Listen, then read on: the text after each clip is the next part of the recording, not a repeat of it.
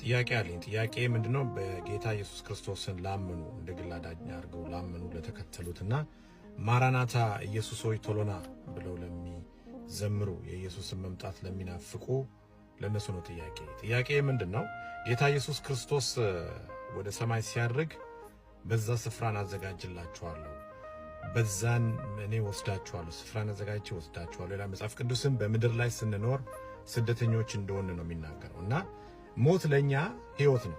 ወደ ጌታ ነው የምንሄደው፣ ወደ ምንናፍቀው ጌታ ነው የምንሄደውና ሰሞኑን የታዘብኳቸው አገልጋዮች አሉ። በተለይ ወንጌል የሚሰብኩ ፕሮፋይላቸውን ጥቁር አድርገው በቃ አዘን ልብስ ለብሰው በጣም ተጎርተናል ምናምን የሚል እንዴ! ወደ ማን ነው የምንሄደው ስንሞት? እኔ ስሞት እንዲለቀስልኝ አልፈልግም። ምክንያቱም የሚሄደው ወደ ክርስቶስ ስለሆነ ወደ ተሻለ ወደሚበልጠው ስለሆነ እሱ እኮ 33 ዓመት በምድር ላይ ኖሮ ነው የሄደው። እቺ ዓለም የምትሻል ቢሆን ኖሮ አይሄድም ነበር፣ እዚህ ነው የሚቆረው። ምክንያቱም ሂዝ ያንግ ሲሄድ እኮ ወጣት ነው። 33 ዓመት ማለት ወጣት ነው ገና። ስለዚህ ወደዛ ነው የሄደው፣ ወደ ተሻለ ስፍራ ነው የሄደው። እወስዳችኋለሁ ነው ያለውና ለኛ ስንሞት ሞት ህይወት ነው።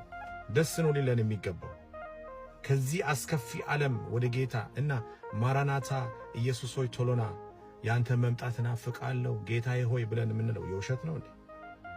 ስንሞት ጥቁር ፕሮፋይል፣ ከዛ በኋላ ወይኔ ያመለጠችን፣ ወይኔ በቃ እንትና ሞተች ምናምን ለቅሶ በቃ ተጎርተናል ስቅስቅ ብሎ ማልቀስ እንዴ? ወደ ጌታ ለምን ሄደ ነው እንደሚለቀስ? ያ ማለት እኮ ጌታን አናውቀው። ስለዚህ ኢየሱስ ሆይ ቶሎና ማራናታ የምንለው ውሸት ነው ማለት ነው። ማራናታ ማለት እኮ ናና ውሰደን ማለት ነው።